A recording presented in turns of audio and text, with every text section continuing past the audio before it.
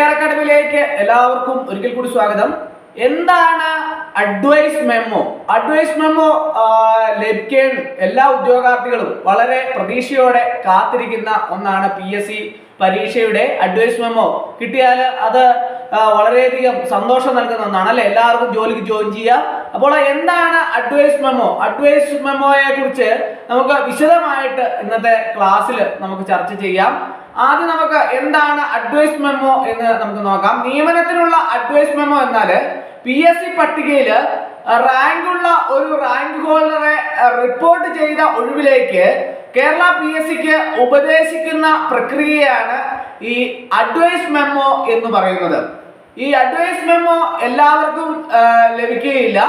അത് അതിന്റെ rank list ഉള്ളവരുടെ PSC റിപ്പോർട്ട് ചെയ്ത ഒഴിവിന്റെ അടിസ്ഥാനത്തിലാണ് അഡ്വൈസ് മെമ്മോ ലഭിക്കുന്നത്.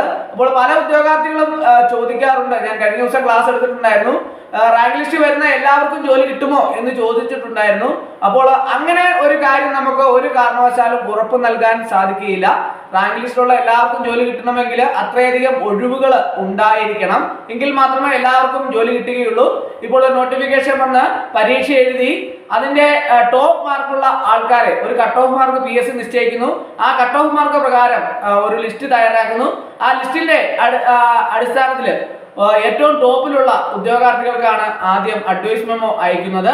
അപ്പോൾ അങ്ങനെ അഡ്വൈസ് മെമ്മോ അയക്കുന്ന അവസരത്തിൽ ഇപ്പോൾ നിലവിൽ ഒരു ഡിപ്പാർട്ട്മെന്റിലേക്ക് 20 ഒഴിവാണ് ഉള്ളത് എങ്കിൽ ആ 20 യൂണിറ്റ് ആയിട്ട് അതിനെ PSC മാറ്റും. അതിനുശേഷം ഈ 20 ഒഴിവുകളിൽ 10 എണ്ണം ഓപ്പൺ കോമ്പറ്റീഷന് വേണ്ടിയിട്ട് മാറ്റിവെക്കുന്നു. അതിനുശേഷം 10 എണ്ണം BCക്കും പിന്നോക്കാർക്കും വേണ്ടിയിട്ട് ആയിരിക്കും. എന്നാൽ 20 എണ്ണത്തില് കുറവാണ് ഒഴിവ് എങ്കിൽ എണ്ണത്തിന്റെ 50% OC ഉദ്യോഗാർത്ഥികൾക്കും മറ്റ് 50% സംവരണ സ്ഥാനാർത്ഥികൾക്കും ആയിരിക്കും. അപ്പോൾ അങ്ങനെയാണ് ഈ അഡ്വൈസ്, അതിനനുസരിച്ചാണ് അഡ്വൈസ് തീരുമാനിക്കുന്നത്. അപ്പോൾ അഡ്വൈസ് നടത്തുന്ന അവസരത്തിൽ ഏറ്റവും പ്രധാനപ്പെട്ട ഒരു കാര്യം എന്താണെന്ന് ചോദിച്ചാൽ, നമ്മൾ മുൻപിലത്തെ ലിസ്റ്റ് ഉണ്ടെങ്കിൽ അതിന്റെ തുടർച്ച എന്നോണമാണ്, നമ്മൾ റൊട്ടേഷൻ പ്രകാരം അതിന്റെ തുടർച്ച എന്നോണമാണ് അഡ്വൈസ് പോകുന്നത്. അപ്പോൾ പുതുതായിട്ടൊരു ലിസ്റ്റ് വരുന്നതാണെങ്കിൽ ഞാനിപ്പോൾ പറഞ്ഞ രീതിക്കാണ് കാര്യങ്ങൾ മുമ്പോട്ട് പോകുന്നത്. അപ്പോൾ അങ്ങനെ വരുമ്പോൾ 20 ഒഴിവുകൾ ഉണ്ടെങ്കിൽ എങ്ങനെയാണോ ഞാനിപ്പോൾ പറഞ്ഞത് ആ രീതിക്ക് തന്നെ കാര്യങ്ങൾ മുമ്പോട്ട് പോകുന്നതാണ്. അപ്പോൾ ഓപ്പൺ കോമ്പറ്റീഷൻ എന്ന് പറയുമ്പോൾ മാർക്കിന്റെ അടിസ്ഥാനത്തിലാണ് ഓപ്പൺ കോമ്പറ്റീഷൻ വരുന്നത്. ഓപ്പൺ കോമ്പറ്റീഷൻ വരുമ്പോൾ അത് എത്ര ഒഴിവുകളുണ്ടോ ആ ഒഴിവിന്റെ ഇത്ര ശതമാനം ഓപ്പൺ കോമ്പറ്റീഷന് വേണ്ടിയിട്ടും ഇത്ര ശതമാനം ബാക്ക്വേർഡ് പിന്നോക്ക വിഭാഗങ്ങൾക്ക് വേണ്ടിയിട്ട് മാറ്റി വെച്ചിരിക്കും.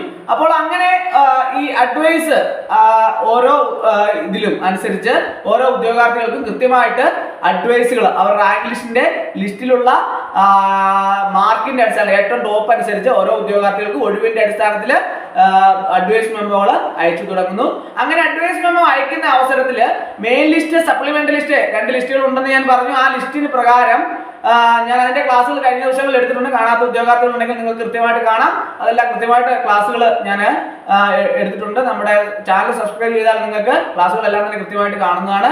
അപ്പോൾ അങ്ങനെ മെയിൻ ലിസ്റ്റിൽ ഓപ്പൺ കോമ്പറ്റീഷൻ അല്ലാതെ സംവരണ വിഭാഗത്തിൽപ്പെട്ട ഉദ്യോഗാർത്ഥികൾ ഇല്ലാതെ വന്നാൽ അന്നേരം തന്നെ അപ്പോൾ തന്നെ എന്നാ പറ്റും, സപ്ലിമെന്ററി ലിസ്റ്റിൽ നിന്ന് സപ്ലിമെന്ററി ലിസ്റ്റ് ഓപ്പൺ ആകും.